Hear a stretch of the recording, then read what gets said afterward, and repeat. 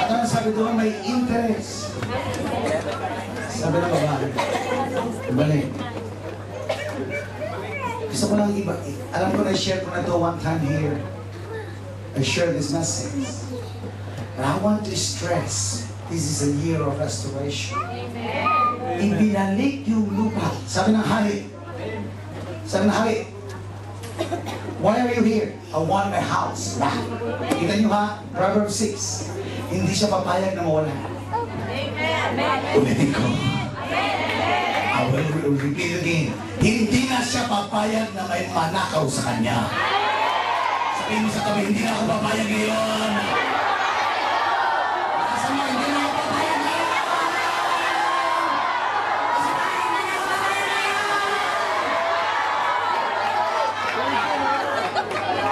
Hindi na tayo mananakawan ng demonyo. That's my message. Alam. He's defeated. Alam mo si Satanas subject to the church. Satan has no power. He's subject to you. The moment you demand, wala siya magagawa. Sabi niya, I want my house and my land. Sabi ng hari, okay, kumuha ng opisyal. I already appointed you to attend to the case of the woman. Ibalik, sabi niya, ibalik ang bahay at lupa. Pastor Amy ang pinakamatindi. Kwentahin ang 7 taon na wala siya. Sister Marlene, wala akong ani, walang tubo yun. Matindi, kaya nga sabi ko overlap and overflowing. Amen. Pastor, walang tinalim doon dahil nagtagtuyo at tagulan. Walang ulan, walang ani.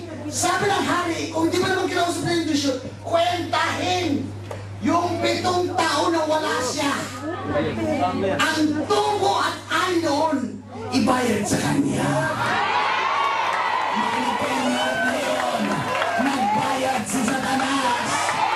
Pinag-alala ko ngayon ang mababayad ng sa Satanas sa mga restoration.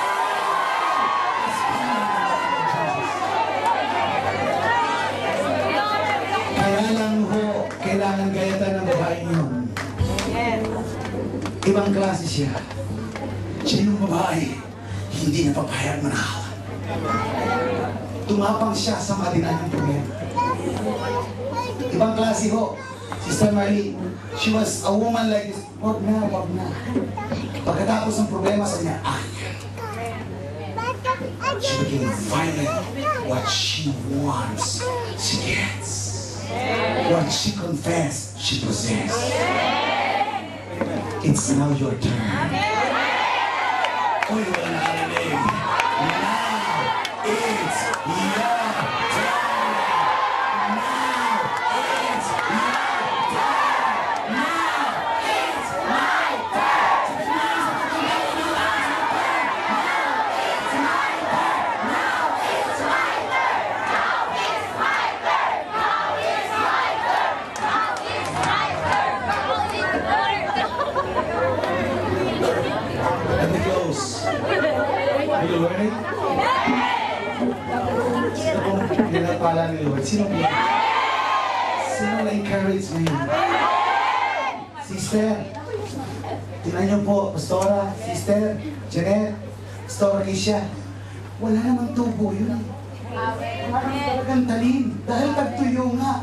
Piruin mo si Lord, pag ninakawan ka ng demonyo at violente ka babawin, uutusin niya sa Satanas na mabahid sa iyo. May interest pa siya. Hallelujah. This is your year.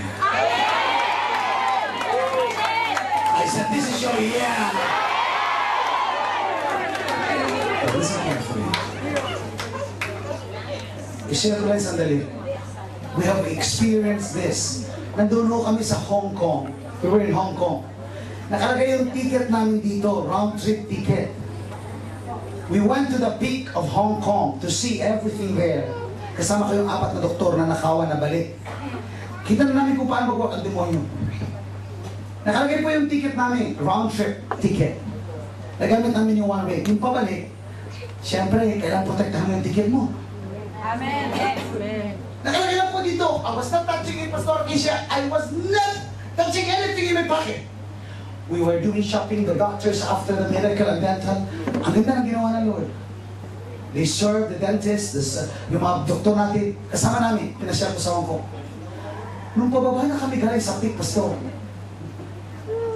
biglang nawala yung aking ticket. 4 na ticket.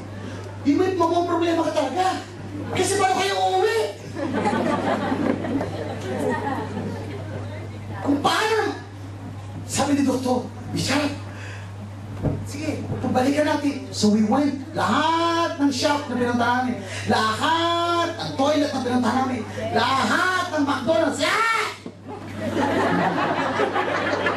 si pastor, si doktor, yung doktor ko na internist, nasa likod ko. Kaya alam ko kung saan yung dinadaanan namin. We went to the escalator, we went to different places. The doctor was following me. Dumating kami sa punto. Sabi ko, Dok, wala yung ticket. Sabi ni Dok, oo, Bishop. Alam ko may nagnanakaw. Alam na lang, doktor. The doctor focused on science. But now they have seen the spiritual reality ng demonic principalities. The spiritual. Pastor, sabi ni doktor, Bishop, sabay kayo dalawa. Sige, sa pangalan niya, sabi ko, bibili tayo ng bagong ticket, pero magbabayad siya 7 times. Sabi namin kay Satanas, Satanas, pag hindi mo binigyan, times 7 yung magabuno ka. Dapat marunong ka. Sabi ko, ibabalik mo o magabuno ka ng times 7. Sige, bibili lang tayo, pero magbabayad siya times 7. Pagkasabi, in the name of Jesus, ibalik mo! 7 times. Settle na kami. Sabi ko, nag-uusap kami, di ba magbabayad naman siya 7 times? Pastora, yung escalator na dinaanan namin, walang katao-tao. No one there. No Chinese. No one there. Yung doon di kami umakyat.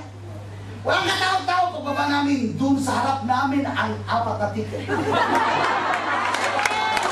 Sabi ni Satanas, ayan na, mag-aurap ako 7 times. Matalino na yung demonyo. Pag nasingil siya, ayaw niya na magbayad ng 7 times. Makinig kayo, dumating ang panahon para sa iyong pamilya.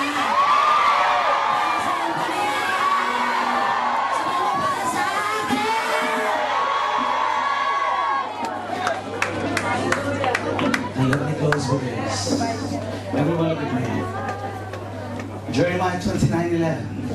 For I know the plans I have for you. Plan to prosper you and not to harm you. Plan to give you hope and a future. Everyone look at me. Pinaplanuhan ka ni Lord na maganda. Sister, yung nanay mo, pinaplanuhan.